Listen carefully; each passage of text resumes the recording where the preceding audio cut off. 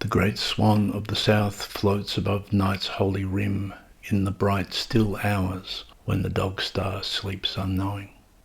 This is the signal, naturally ordained, for the sundry stray and starry stars that are crowding into the pole, unmoving amidst all the fantastic spirals, to weep their tears of milk over the red-roofed house.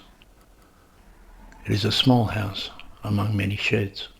Inside, under the red roof, dreaming of dinky grasses, hay bales, tea cakes, weddings, truck times, carvings, the slowly turning seasons, the almond trees, the raucous-habited cockatiels, are Uncle Bob and Auntie Lil, sliding through sleep together as monogamous as cygnets. Beside the hot water heater, trusted Lucky, their healer, as silent as Sirius, is sniffling, dreaming blue dreams of old bones. Ahead of them all lays the crisp and Protestant dawn, sneaking up in the east. There are some who say Protestant dawns are never very milky, but those who live under red roofs in Milktown and labour long know the enticements of the cow-bearing soils. At first, the breezes stop their breaths of cool lament, and the updrafts among the rounded hills subside. The sultry lapwing stirs. Dawn, that is, frightens away the moving banks of foggy surrender that are silent above the gurgling stream. A big pink slash then washes along the horizon, hardly noticed by anything, and no one and nothing explains its idle presence, incautious and for a short while dramatic. There are ducks on the dam all of a sudden, and swans of the living, swans with beating hearts, standing in as silhouettes as the constellations start to lean and fade. The items of life just pop into existence. 1 minute they are eternal objects in the dot-to-dot sky, being dreamed, dreams being butterfat skimmed from the holy rim. Then they are tangible instances. The still picture moves. Next door to the red-roofed house, on another 1,000 acres, with a herd of jerseys, lives Colin Snickers, one of a founding family who came out from rusty Cornwall years before. He built the dairy with his stolid and rectilinear hands. He lives alone and dreams of the smell of rich mud, a sad, dignified earth that seethes with bovine contemplation, and cow eyes like globs of Belgian chocolate. He is the only man who herds jerseys in Milktown. He dreams of a love once far away, but that is another story. Beside his hot water heater, as it gobbles on coal, is his healer, Samson. There are some who say that jerseys won't prosper on the quartz-laden hills, but Colin and Samson have a Jersey-friendly soil. There are gullies where the manganese is ready and ripe. He would sometimes intrude into the dreams of Uncle Bob, would Colin Snickers, saying, "Jerseys, Uncle Bob, jerseys." But Uncle Bob was a short old man, reliable and strong, almost Scottish. He is still a short-horn man when his eyes open and he resumes life back in the lap of the living every day.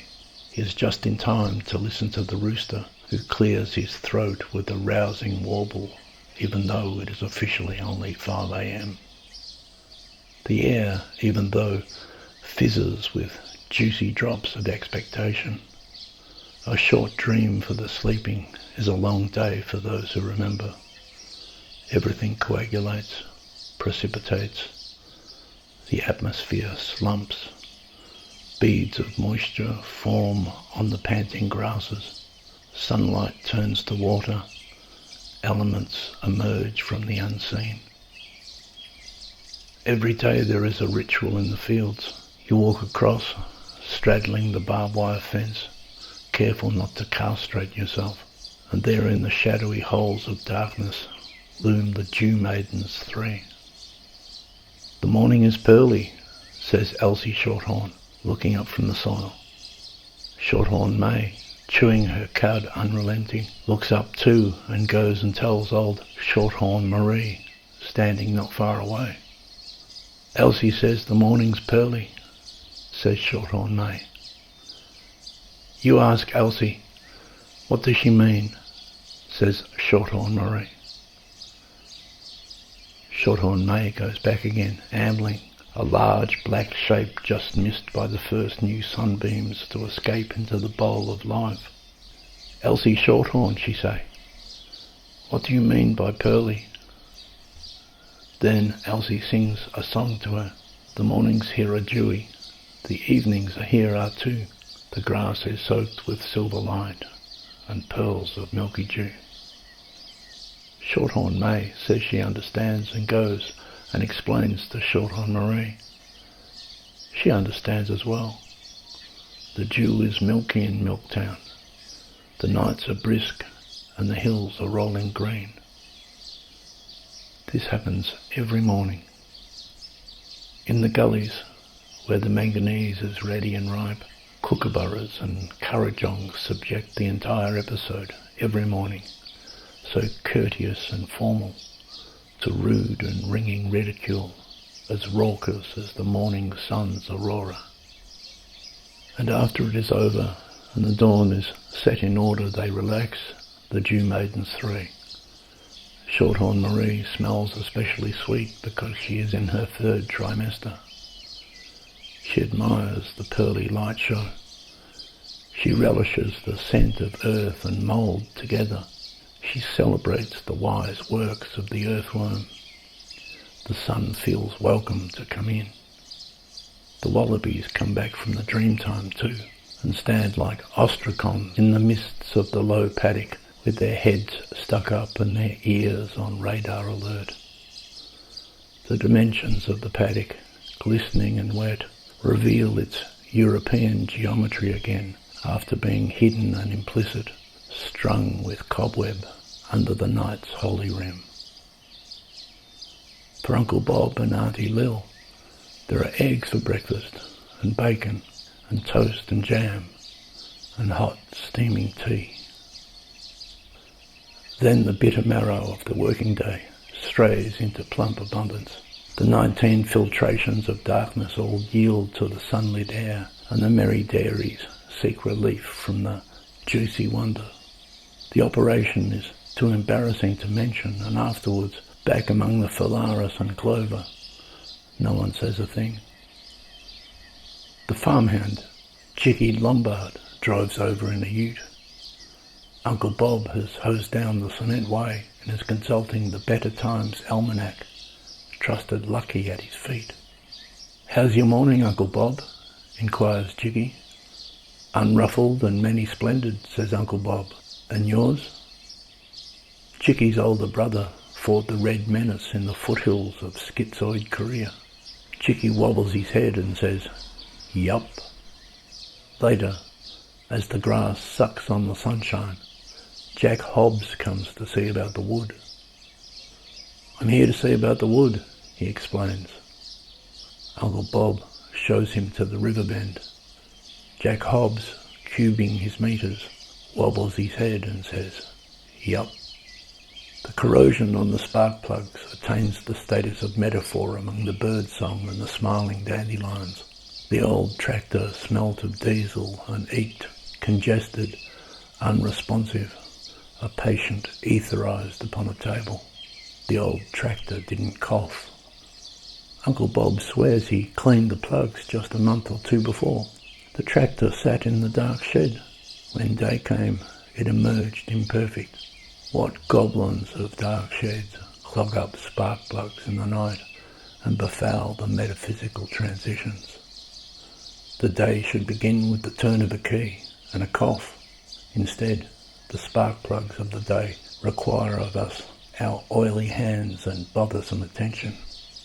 But the morning is elongated and undivided even so. The soil aches for loving strokes. Compressed under an ancient debt, the earth finds new bounty under these impressions, that is, the tears of milk. When all the pores of daylight are open, Uncle Bob ploughs the thirsty dirt. He will reseed the earth with clover, Uncle Bob. It will duplicate and nodulate and flower burst like a field of starry stars, three-leaved, sometimes four, and do as clover does, and wander prosperous under the pleasant brown mats of cowpats, and collect the pearly dew. Once the sunlight is fulsome, every morning, the dew maidens three don't sing anymore. The forms of the day are so astounding there is nothing to say. They watch in their big-eyed, bovine, sweet-scented, slow, swaying, and ever-celestial silence. Next door, however, Colin Snickers is still a Jersey man when he wakes up with daylight eyes. So he and his Samson go to see the Jerseys in the gullies where the manganese is ready and ripe. Their udders are almost yellow. Sometimes he would intrude into the dreams of Uncle Bob as a Jersey man, Colin Snickers would, and would decry, "Butterfat, Uncle Bob, butterfat." And the golden sun would be on his side, butterfat being the tangible residue of the starry stars, and it dribbles into the yellow udders of Colin Snickers' Jerseys, replete and wholesome every morning. His Jerseys have their ritual.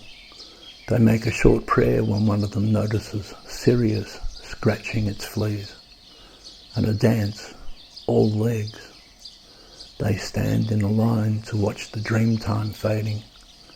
They question the fourfold mystery. Milking starts early. The cows are yet black shadows when they first reach the yard. They wake up or fall into the wide-eyed trance of day, with their teats being suckled on stainless steel machines. They gaze ahead, ignoring each other. It is just too embarrassing, the whole operation. They won't remember. Just as they won't remember why the east bleeds and the starry stars weep. And the next morning, Elsie Shorthorn will once again sing her song, and short-horned May and Marie will understand. But they do remember, vividly, in their Belgian chocolate drop eyes, the ice-white constellations in unchanging regularity, crowding into the pole, unmoving amidst all the fantastic spirals. They extract ancient memories from cellulose and fibre. The parade of things like ducks on the dam and swans with beating hearts is just too astounding to remember from one day to the next. They have 4 stomachs to consider. The fourfold churn siphons the night streams, tastes the grass again and again and again and again. But they do remember vividly the Dew Maidens 3. And Colin Snickers' Jerseys too, under the dreams, dressed in the garments of fog, as though it is the very thing that makes their juice as white as light instead of as green as grass. The great swan of the south that floats above night's holy rim in the bright still hours when the dog star sleeps unknowing.